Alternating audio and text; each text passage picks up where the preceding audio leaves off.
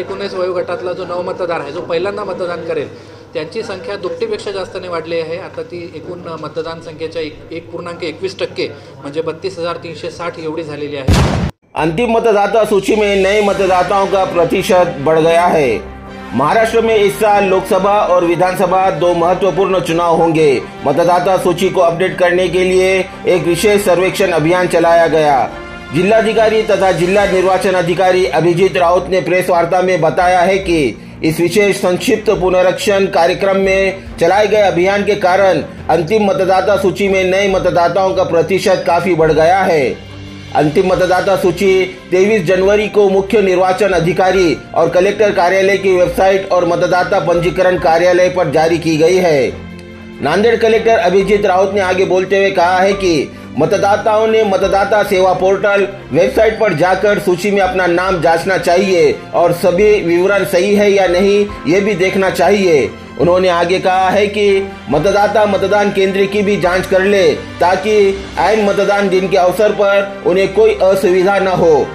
Collector और जिला निर्वाचन अधिकारी अभिजीत राउत ने नांदेड़ के उन नागरिकों से भी अपील की है जिनका नाम सूची में नहीं है, वे 6 नंबर का आवेदन फॉर्म भरकर मतदान का अधिकार सुनिश्चित कर सकते हैं। अभिजीत राउत ने सभी राजनीतिक दलों से भी अपील की है कि वे सूची में मतदाताओं के नाम की जांच करने और जिन लोगों के नाम मतदाता पंजीकरण में नहीं है उनकी सहायता के लिए अपने अपने दलों के माध्यम से मतदान केंद्र स्तर के प्रतिनिधि की नियुक्ति करें। आखिर में अभिजीत राउत ने कहा है कि नागरिक मतदाता पंजीकरण कार्यालय में खुद को मतदाता के रूप में पंजीकृत कर सकते हैं और ऑनलाइन पंजीकरण मतदाता सेवा पोर्टल और मतदाता हेल्पलाइन ऐप पर उपलब्ध है।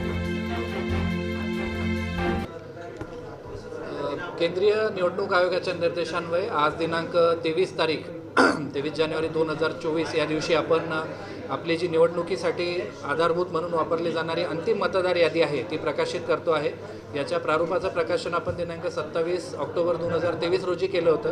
त्यानंतर आक्षेप, हरकती, काही प्रमाणात त्यामध्ये नवीन नावं नोंदवणी आणि वगळणी असं करून आज आपण ही अंतिम यादी जाहीर करतो आहे। या यादीमध्ये एक ठळक वैशिष्ट्य सांगायचे तर आपण साधारण 3258 मतदारांची याच्यामध्ये आपल्या जिल्ह्यात वाढ झालेली आहे। त्याचबरोबर महिलांचं जो प्रमाण आहे ते वाढलेलं आहे। प्रति हजारी पुरुष 934 वरून आपण 943 पर्यंत आता पोहोचलेलो आहे। तृतीयपंथीयांची संख्या 2 ने वाढून 155 झालेली आहे। त्याचबरोबर आपण विशेष भर ज्याच्यावर दिला होता, आपल्या 18-19 वयोगटातला जो नवमतदार आहे, जो पहिल्यांदा मतदान करेल, त्यांची संख्या दुपटीपेक्षा जास्तने वाढली आहे। आता ती एकूण मतदान संख्येच्या 1.21% म्हणजे 32,360 एवढी झालेली आहे। त्याचबरोबर मयत मतदारांची नावं वगळण्यासाठी जी आपण मोहीम राबवली होती, घरोघरी जाऊन सर्वेक्षण केलं होतं, त्या अंतर्गत 45,167 मयत मतदारांची नावंसुद्धा आपण वगळली आहे। या सगळ्यांच्या आधारे मतदान प्रक्रिया ही अधिकाधिक सुरळीत होण्यासाठी मतदार यादी ही अधिकाधिक शुद्ध कशी करता येईल हाच आपला त्यामध्ये प्रयत्न असतो आणि त्या अनुषंगाने आपण ही आज यादी प्रकाशित केली आहे। तर याबाबत आपल्या सगळ्यांच्या माध्यमातून याची प्रसिद्धी व्हावी। त्याचबरोबर आपल्या मतदानाच्या किंवा निवडणुकीच्या तयारीसाठी 3041 एवढ्या मतदान केंद्रांची निश्चिती करण्यात आलेली आहे। त्याची माहितीसुद्धा आपण आज प्रस्तुत करत आहोत।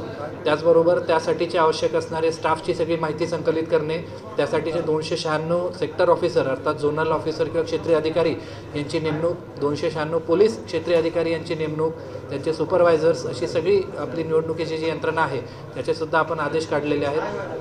आपल्या जिल्ह्यामध्ये 39 केंद्र हे संवेदनशील या कॅटेगरीत मोडतात, त्याच्यासाठी सुद्धा वेगळा ॲक्शन प्लॅन आपण तयार केलेला आहे। न्यूज देखने के लिए हमारे चैनल को लाइक और सब्सक्राइब कीजिए। आयोगामार्फत हमसे संपर्क करने के लिए 9049032007 पर कॉल या व्हाट्सएप कर सकते हैं।